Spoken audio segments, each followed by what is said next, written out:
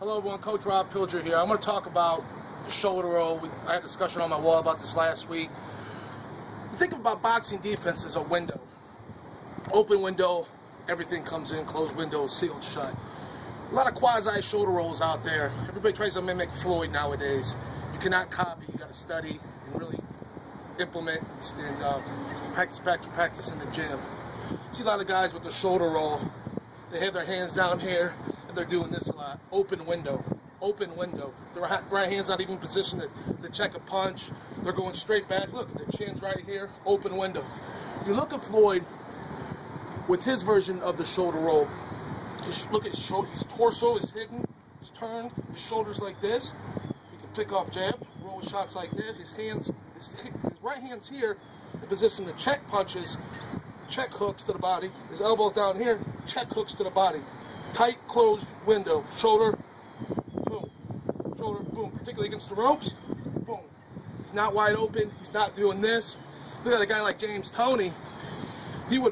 Offense flows off of defense. His offense, particularly his right hand, would flow off that shoulder roll. You look at his fight with John Rez, fat and out of shape as he was, he dominated that fight just with the one right hand, and just by rolling with John Rez's power. And he shut John Rez down, and he made John hesitate, and he made John fight at the pace James wanted to fight at, because James kept him in check with just, he could keep his hands down here, but his chin here, roll and counter off those rolls.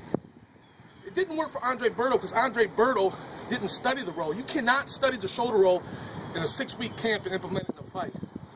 Look at guys like Nicolino Lachey. Study him after this clip. The untouchable. Fucking smoked packs of cigarettes a day, didn't matter. He was untouchable in the ring. Different type of defense, rolling, weaving, slipping, but he was confident and comfortable. He was aware of himself in the ring, of what he was doing. He never copied off anybody. He created his own style, and he had pride in his skills. Wiki Wright, one of the best defensive fighters of the 90s. Closed, chastity belt, tight, defense, nothing but chin tuck, hands up, elbows in, but he was comfortable with that. Open window, no defense. As wide open as the Grand Canyon, Ricardo Mayorga, no defense. Stevie Wonder could have whipped his ass.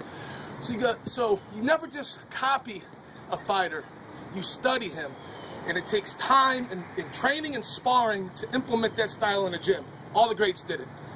You go way back, study fighters like Ezra Charles, Trisha Joe Walcott, Archie Moore, like James did, Bill Miller, sat him down, and they studied and broke down, implemented in the gym. Slow, arduous process, but that's what molded Toney to where he was. Floyd, since he was a kid, was growing up that way.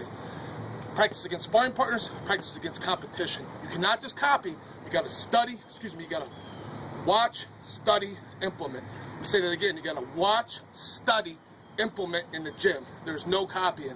And just keep in mind the closed window and open window analogy. Open window with Floyd, checking, closed window. James, chin tuck, Bernard, chin tuck, hiding his body, countering, closed window, offense flows off of that. So again, my important message here, don't copy, study. Make it happen in the gym, you make it happen in the fight.